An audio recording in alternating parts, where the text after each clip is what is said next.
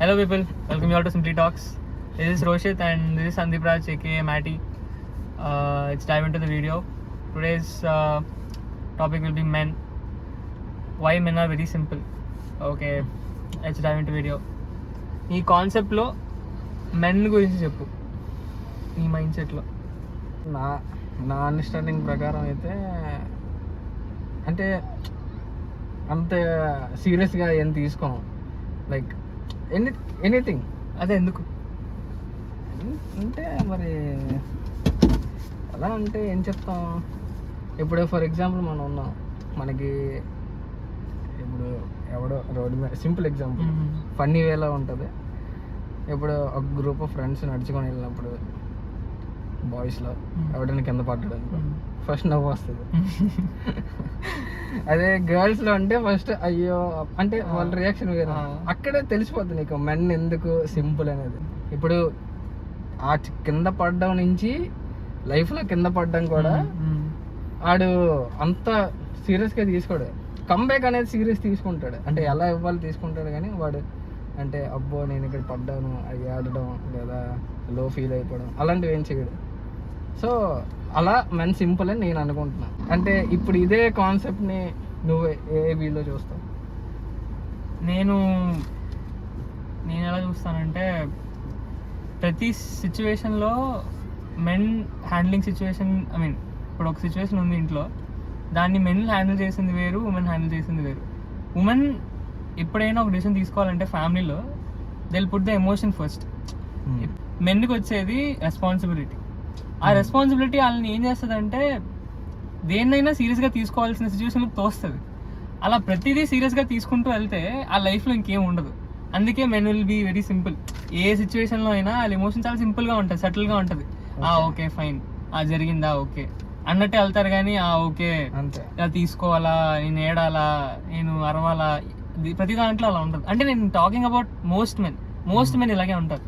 Why there is an emotional distance between men and women and నీకు ఎందుకు అలా distance ఉంటుంది అని అనిపిస్తుంది?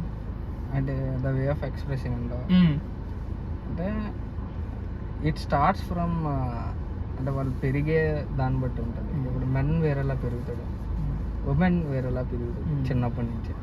ఉమెన్ ప్యాంపరింగ్ కోరుకుంటుంది, అంటే ప్రతి దాంట్లో తన్ని బాగా చూసుకోవడం. ఇప్పుడు మెన్ అనేవాడు రఫ్గా పెరుగుతాడు ఇంట్లో. మెన్ కూడా అలా పెరుగుతారు కానీ మోస్ట్ కేసెస్ లో ఫేస్ దట్. అంటే రఫ్ ఉమెన్ కూడా ఉంటారు, నేను లేరని చెప్పట్లేదు, బట్ మోస్ట్లీ. సో అది పెరగడంలోనే వస్తుంది అంటే ఈ డిఫరెన్స్ అనేది. కానీ most of the women pampering కోరుకుంటారు. అంటే వాళ్ళు ఏదైనా త్వరగా చాలా త్వరగా హర్ట్ అయిపోతారు. మెన్ అలా కదా, హర్ట్ అయినా తెలియదు బయటికి.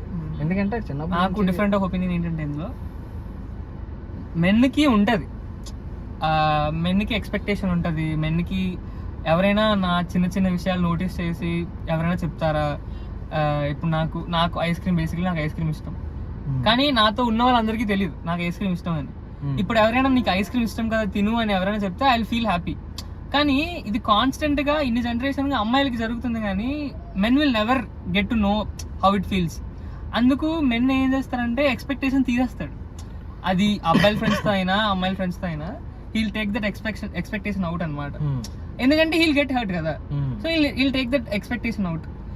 అమ్మాయిలకి అది కాన్స్టెంట్ గా జరుగుతుంది, నువ్వైనా చేస్తావు నేనైనా చేస్తాను, మనతో చేస్తారు. అబ్బాయిలకి అది జరగదు. ఫ్రెండ్స్ లో ఉన్నారు, ఒక 8 members ఉన్నారు అనుకో, మనం అందరం ఇప్పుడు ఐస్ క్రీమ్ తిన్నామంటే everyone will buy ice cream and will eat. Roshith కి ఐస్ క్రీమ్ ఇష్టం అని ఎవరు తీసుకుంటారు, సందీప్ కి ఇది ఇష్టం అని ఎవరు తీసుకురాడు, కానీ అది అమ్మాయికి జరుగుతుంది.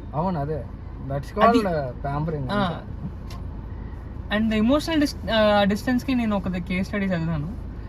ఎమోషనల్ డిస్టెన్స్ కి దేర్ ఇస్ అనదర్ రీజన్, అలా హార్మోన్స్ కూడా. అంటే మెన్ యాజ్ హార్మోనల్గా మెన్కి ఆ ఎమోషనల్ చూపించడం కానీ వాడు తీసుకోవడం కానీ డిఫరెంట్గా ఉంటుంది. It will be very internal అనమాట. అమ్మాయికి అలా కాదు, అమ్మాయి పుట్టడమే వాళ్ళ హార్మోనల్తో they will be very emotional. వాళ్ళు ఎమోషనల్లీ ఎక్స్టర్నల్గా ఫీల్ అవుతారు ఏదైనా. అంటే ఆ ఏడు చాలా మంది అంటారు కదా ఎందుకు అబ్బాయిల్ని ఏడిస్తే అలాగా it is not only about you know వాళ్ళు దాచుకోవడానికి కాదు, వాళ్ళు ఇంటర్నల్ గానే అది హార్మోనల్ గానే దే ఫీల్ ఎవ్రీథింగ్ ఇన్సైడ్ అనమాట.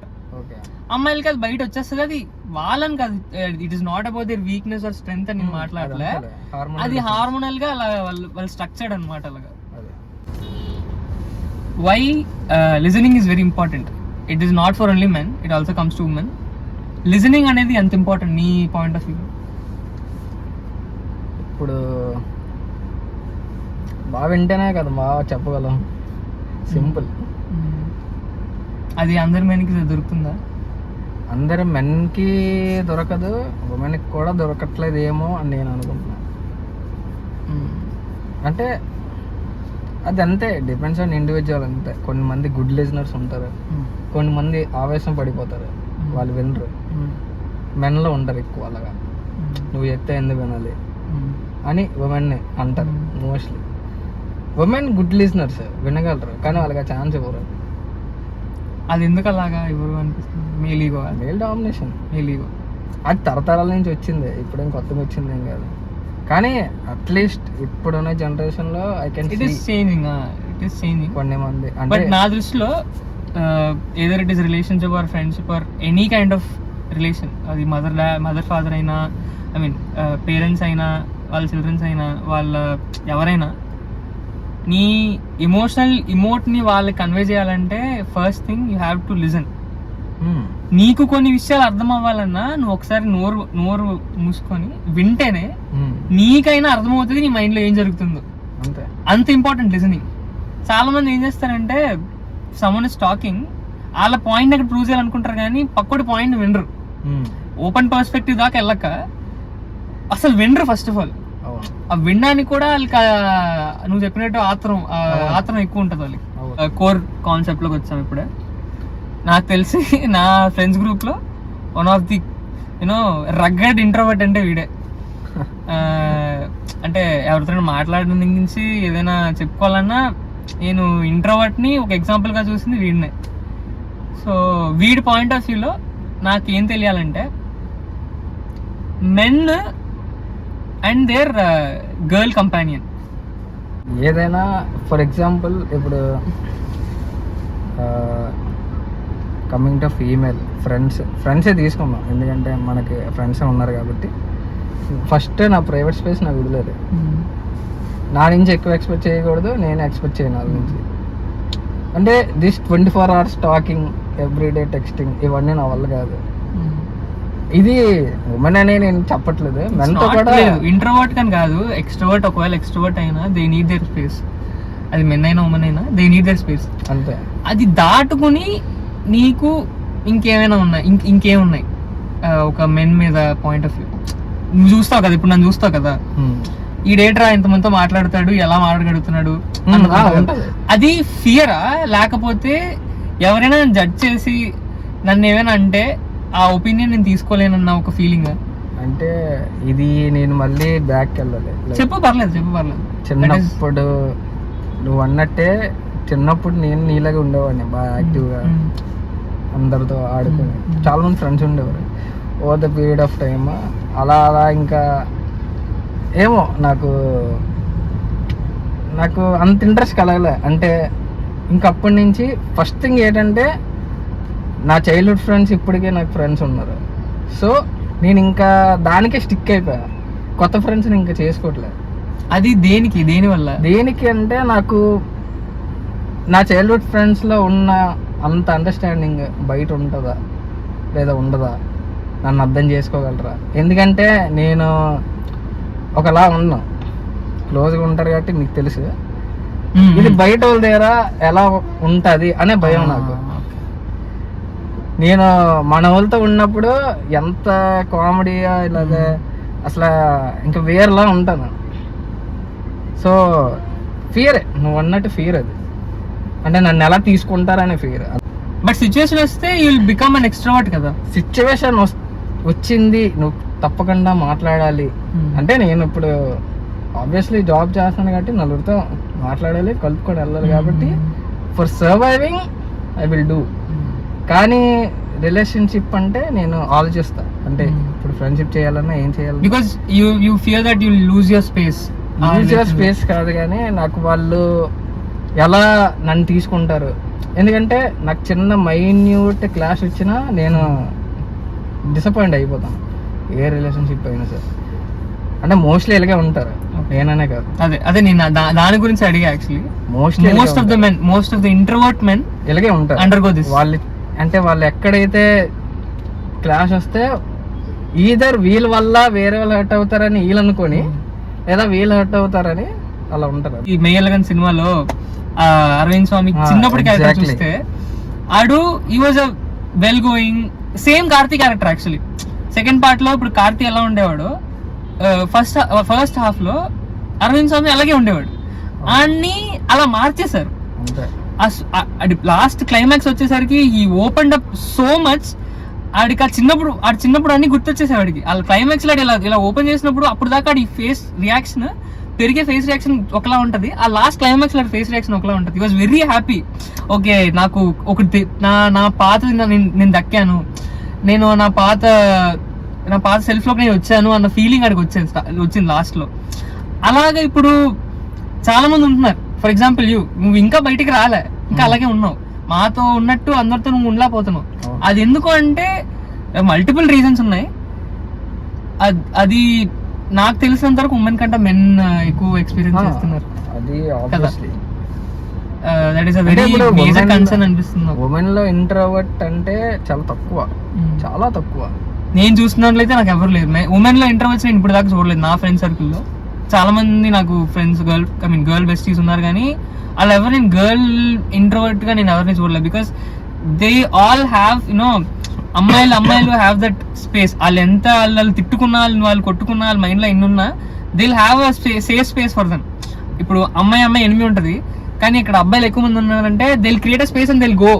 వాళ్ళు ప్రొటెక్ట్ చేసుకుంటారు. అబ్బాయిలు అలా కాదు, 10 మంది ఉంటారు, అందులో ఒక్కడికి ఇలా మైండ్ ఉంటే he'll be in another world. ఆడక్కడ ఉండడు, వాళ్ళతో ఉన్నాడు అసలు. ఎంత లోపల స్ట్రెస్ అయిపోతా ఉంటాడంటే మైండ్ లోకి ఇంకేవో రన్ అవుతాయి. అక్కడ 9 మంది అక్కడ మాట్లాడబోద్దు, ఐదు వెళ్ళిపోవాలనిపిస్తుంది, వెళ్ళిపోతే ఆయన ఏదో అంటారు, అవి చాలా వచ్చేస్తాయి వాడికి. ఇంకా దాని వల్ల ఉంటాడు. అమ్మాయిలకి అలా ఉండదు. వాళ్ళు ఎంత హేట్ అన్నా వాళ్ళు ఇంట్లో చూసుకుంటారు. ఇంటికి వెళ్ళాక బ్యాక్ బిజింగ్ చేసుకోవడమో లేకపోతే ఇంకోటి చెప్పుకోవడమో చేస్తారు, కానీ అక్కడ ఏం ఉండదు. అక్కడికక్కడ బాగానే ఉంటారు. అబ్బాయిలకి అది ఉండదు. What do you think about crying?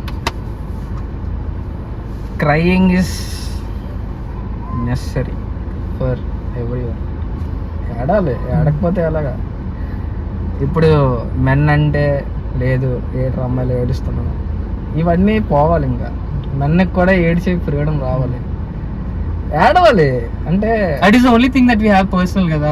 ఏడిస్తేనే కదా అంటే బయటకు వచ్చి. ఇప్పుడు మెన్ అనేవాడు డిప్రెషన్ కానీ దేనికైనా గురైంది, దేనికి లోపల పెట్టేసుకొని ఉండిపోతాడు. వాడికి ఏడ్చే ఫ్రీడమ్ కూడా ఉండట్లేదు. ఇంట్లో అయినా బయట అయినా, ఫ్రెండ్స్ ముందు ఏడ్చినా సరే ఆడికి అంటారు ఏంట్రా ఏడుస్తున్నావు. సో ఇది పోవాలి, నన్ను కూడా ఏడవాలి. Very personal. క్రైయింగ్ అనేది చాలా చాలా చాలా పర్సనల్. అమ్మాయిలకి చాలా ఫాస్ట్ ఫ్రీక్వెంట్ గా దొరుకుతుంది, కానీ అబ్బాయిలకి అంత ఫ్రీక్వెంట్ గా దొరకదు. అమ్మాయిలకి రోజు ఒక సిచ్యువేషన్ వస్తుంది, వాళ్ళకి పెయిన్ అయినా లేకపోతే ఏదైనా చిన్న చిన్న సిచ్యువేషన్స్ కి they'll burst out and they'll cry out so that they'll move on from that. మగాళ్ళకి ఆ క్రయింగ్ లేకపోవడం వల్ల, ఆ క్రయింగ్ దాచుకోవడం వల్ల, లోపల పెట్టుకోవడం వల్ల ఆ హార్ట్ యూనో అది చాలా స్ట్రెస్ తీసుకుంటుంది. ఎంత స్ట్రెస్ అంటే హార్ట్ అటాక్ వస్తుంది దానివల్ల. నార్మల్గా ఒక బాడీ రియాక్షన్స్ ఏదైనా మనం తినే ఫుడ్ మీద కానీ, పడుకోపోవడం కానీ, దీనివల్ల ప్రాబ్లమ్స్ వస్తాయి. కానీ ఒక మగాడికి ఆడి మైండ్లో జరిగే దాన్ని బట్టి హార్ట్ అటాక్ వస్తుంది. అంటే ఎంత స్ట్రెస్ గురవుతాడో ఆలోచించండి ఒక మగాడు. ఆ పర్సనల్ స్పేస్ని క్రియేట్ చేయండి. మీ ఫ్రెండ్కైనా, మీ తమ్ముళ్ళకైనా, మీ ఫాదర్కైనా, మీతో ఉన్న మగాళ్ళకి ఆ స్పేస్ని, ఆ సేఫ్ స్పేస్ని క్రియేట్ చేయండి. అది I'm telling to both men and women, not only for women. Men మీరు ఒకవేళ ఫ్రెండ్ అయితే అప్పుడప్పుడు check in with your friend, have that safe space. మీకు ఆ స్పేస్ క్రియేట్ చేసుకోండి. అడగండి, ఇలాగా నేను ఏడుస్తారా, నాతో ఉండు, నా మాట విను, నాతో మాట్లాడు, అడగండి, తీసుకోండి, డిమాండ్ చేయండి. ఎందుకంటే వాళ్ళు వాళ్ళ లైఫ్లో ఉన్నారు. They have their own life, they have their own stress and present everything అన్నీ ఉంటాయి. అది దాటుకొని మీతో మీ స్పేస్ని మీరు అడిగి తీసుకోండి. Okay guys, signing out. It's again meet another video. Interesting వీడియోతో వస్తాం మళ్ళీ. సో ఇది ఫస్ట్ వీడియో కాబట్టి ఏదో చాలా మిస్టేక్స్ ఉంటాయి మాకు. ఇది చాలా ర్యాండమ్గా తీసిన వీడియో. జస్ట్ యూట్యూబ్కి జస్ట్ మేము న్యూ కమర్స్ అంతే. సో అలాగే చూడండి.